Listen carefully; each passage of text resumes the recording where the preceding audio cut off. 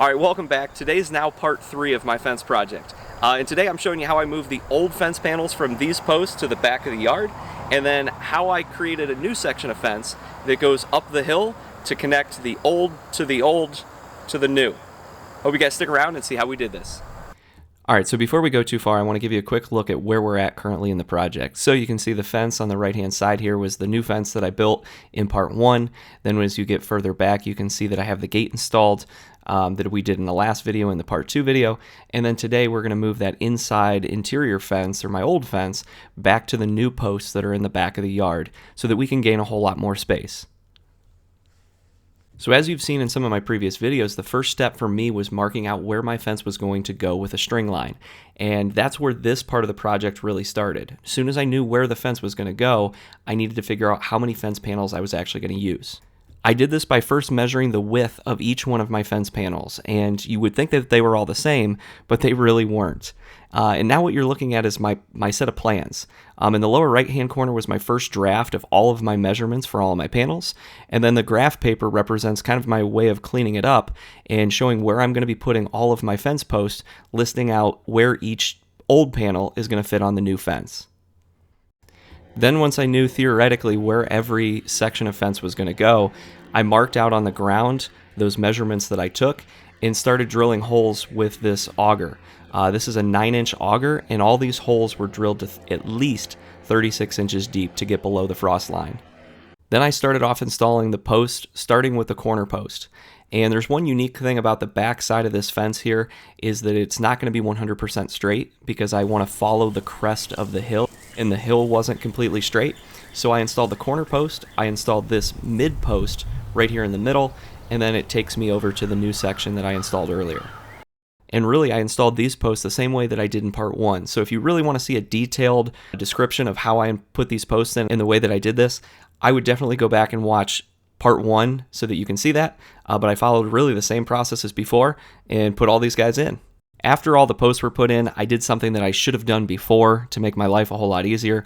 But I came back with a chainsaw and I cut up all these trees about 6 to 8 feet above the ground, just to clear everything out so that I had a whole lot more room to work in here. And that would have been nice to do earlier, but I'm a person that really does like trees, and I wanted to keep as much tree coverage as possible back here. But really, I needed some space to work and space to put all these fence panels on. The next step for me was to install a string line, and this string line tells me where the top stringer is going to be on the new sections of fence that I'm creating, as well as where the old sections are going to attach. Then I went by and marked off where that string was on each one of these posts, and using a circular saw, cut the post to height.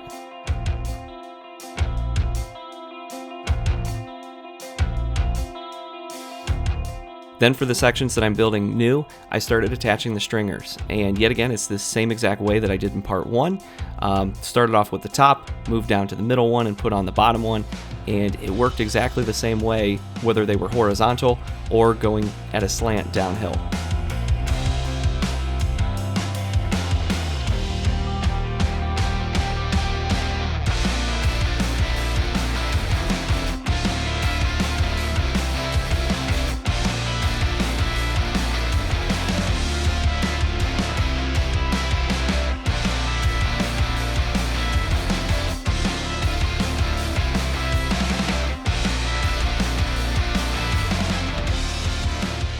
Installing the pickets on the top of the hill were pretty routine because things were pretty straight.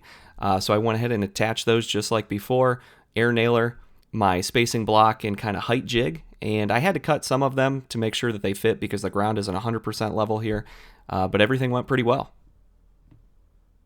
I followed that same process, attaching the pickets on the outside.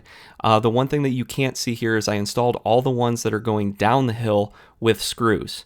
So I had some options on the way that I could make this work, but for me, I installed them with screws in the thought that I was going to remove them and cut them again. And I know that sounds crazy, but it worked out really well. To figure out how I was going to cut the bottom of these pickets, I clamped a 2x4 onto the bottom of the pickets and marked that straight line on the bottom of these pickets. And at this point, I know I could have gotten out a circular saw and just use that straight line and use the circular saw and cut it straight. And I've done that before and it's worked really well. But for this scenario, I decided to remove all the pickets. But before removing all the pickets, I marked off where they are. So right now they're held in with 2 screws, just very loosely. And I'm marking off each side of the picket so I know exactly where they're going to go and I don't have to think about it later. Then I took each picket off, took it over to the miter saw, and cut the exact angle that was on the bottom. Then once that angle was cut, they were pretty easy to install. I had the jig on the top to tell me where the height was, and then I had the marks on the 2x4 to tell me where each individual picket went.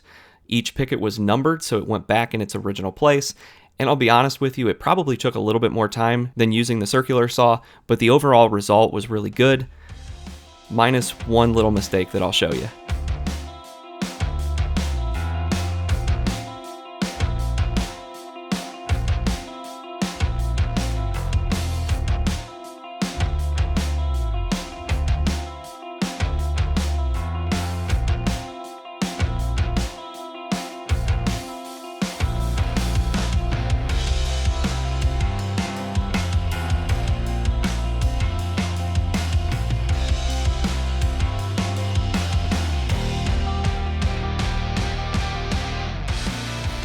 And I repeated that same process to the other side.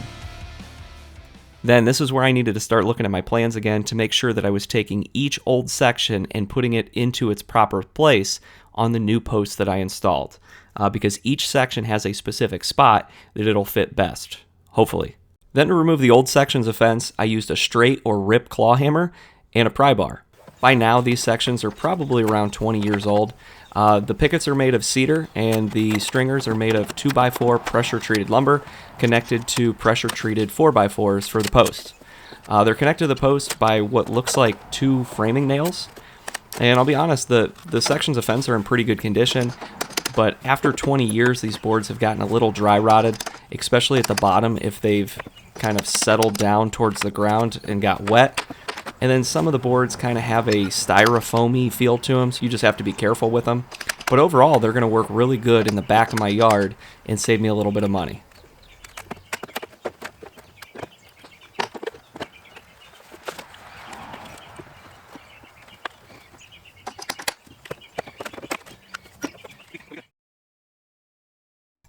Then with a little help from my dad, we reinstalled these panels on the new posts. The big thing that we needed to do was make sure, one, we got the right panel in the right space in between the right 2 posts.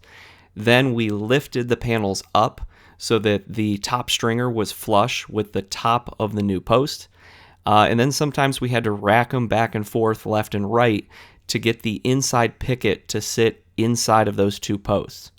So you'll see that we're pushing on these things and moving them around and stuff like that. But overall, because I took the time to measure them out beforehand and really took my time when I was putting in these posts to get, or tried to get them in there as accurately as possible, most of these fence panels fit in really well with less than a ½ inch or an inch of difference that I had to, adjust them or move them around. So they worked out really well. When I'm installing these old panels, I'm using 3-inch decking screws. Like I said before, they were originally installed with nails, but those nails were rusting and all kinds of stuff.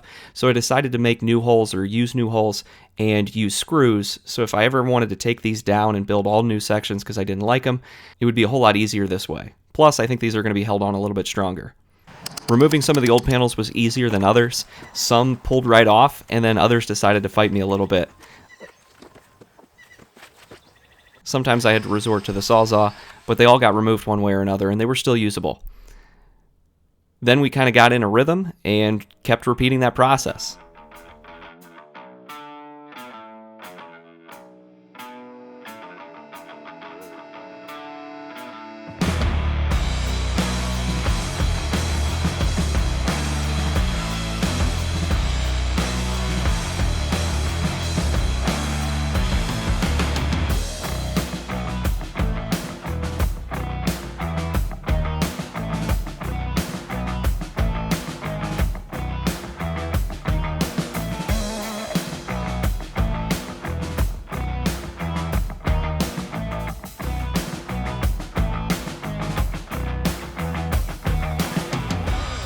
Then the last thing that I needed to do was build a new section in the back corner. This one's on a steep slope, and I didn't have a section of fence that I could rack hard enough to get it to make this slope. So just like I did before, put in a kind of a new section of fence here as well.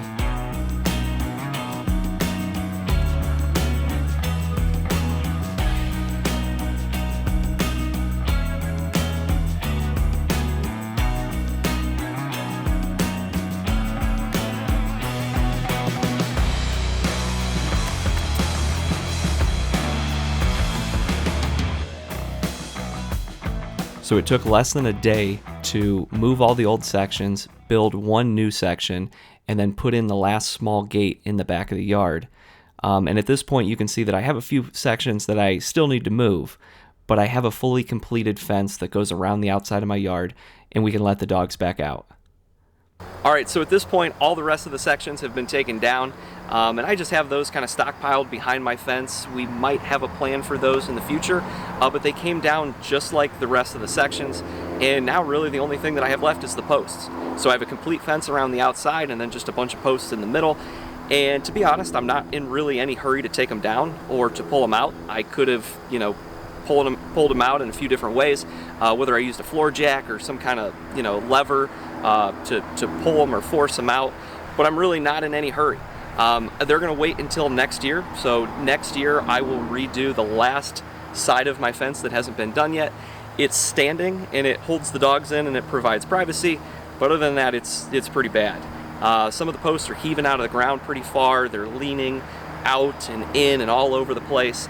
Earlier this year I did a drain project over there with my neighbor, and put a French drain in along that side of the fence, and that's really kept that swale area a whole lot drier, and I think that that's going to keep those posts from moving around a whole lot. So now I finally feel comfortable enough where I can replace that side of the fence too. But that's a future video coming next year, and when I do that section of the fence, then I will take all these posts out. I'll have that mini bobcat with the auger again, and the plan is just to try to rip these out with that bobcat as well, because I know all of these have concrete on them. I don't know how much concrete, could be 6, 12, 24, I don't know. So that'll be something that we get into next year. But overall this project worked out pretty well. I really like the way that I did this, minus the crazy questions that I got from my neighbors, like why the heck do you have two fences? Because I did this project in a certain order so that I never had a period of time where the dogs could get out or roam free. I ended up building the new sections around the old, put in the gates, and everything was ready to go, where all I had to do was move the old sections out to the outside, where there was only one day where we had an open fence. So it worked out pretty well, and I was pretty happy about that. The other thing that worked out really well was the measurements. I have to say the planning of this went pretty well, where I was able to line up those posts pretty accurately, and then the old sections that I moved to the new posts fit really darn well. I did have to move some of the inside pickets either out or in a little bit to shove them in there, but overall I was pretty happy. So the part that I'm doing now will come here very shortly in a future video, is staining the fence. And I thought staining the fence was going to be crazy difficult. If you think about doing it with a brush or a roller, that would be insane. I have a buddy who owns a painting company and let me borrow his paint sprayer, and I'll let you know. I'm not done yet, but it's going pretty well. So that'll be here in a future video. So if you did like the project, I encourage you to hit the like button. It definitely helps the channel. If you want to see what's coming next, I encourage you to subscribe. But other than that, I hope to see you guys in another video.